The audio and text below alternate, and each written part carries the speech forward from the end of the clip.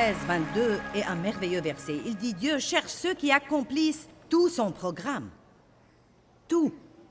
C'est ce qu'il dit quand il parle de David, comme quoi il était un homme selon le cœur de Dieu, bien qu'il ait fait de très vilaines choses. David avait toujours un cœur tendre envers Dieu et il était extrêmement désolé quand il s'est rendu compte de ce qu'il a fait. En convoitant Bathsheba et en commettant le péché avec elle, et même en allant aussi loin que faire mourir son mari. Il était un homme au cœur brisé. Il s'en est caché pour environ 1 an, mais quand le prophète Nathan l'a affronté et qu'il a vu la laideur de son péché, David avait ce cœur, selon Dieu, qui était toujours tendre, et Dieu pouvait travailler avec lui.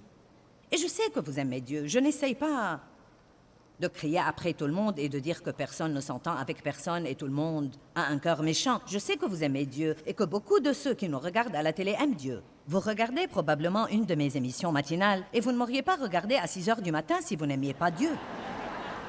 Certains d'entre vous ont toujours les yeux ensommeillés et me voilà vous prêchant et vous disant « Vous devez faire ceci et vous devez faire cela et vous feriez mieux de faire ceci et cela. » Et la seule raison pour laquelle vous m'écoutez maintenant, c'est que vous aimez Dieu et que vous voulez grandir.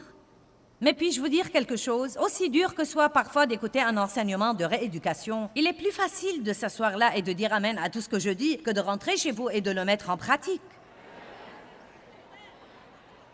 Peut-être que vous dites « Seigneur, combien de fois tu t'attends à ce que je fasse amende honorable pour garder la paix dans cette maison? » Eh bien, je crois qu'il est temps que quelqu'un d'autre que moi soit pieux.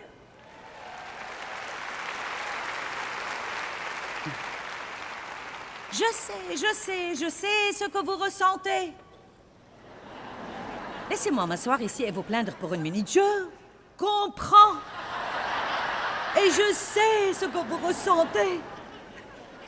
Et j'aurais voulu que vous ne soyez pas la seule personne à être pieuse. Mais quelqu'un doit faire ça. Et vous êtes celle qui a tous les CD et DVD de Joyce Meyer. Vous avez le t-shirt, vous avez été au séminaire, vous avez acheté les bandes et le livre. Oh, vous m'avez dit, Joyce, j'ai tous tes livres. Et je te regarde tous les matins. Donc, par conséquent, je crois que je peux vous demander de vous étirer un peu et de surmonter l'apitoiement sur soi. Et je peux vous demander de faire ce que Dieu vous demande de faire. Humiliez-vous sous la main puissante de Dieu.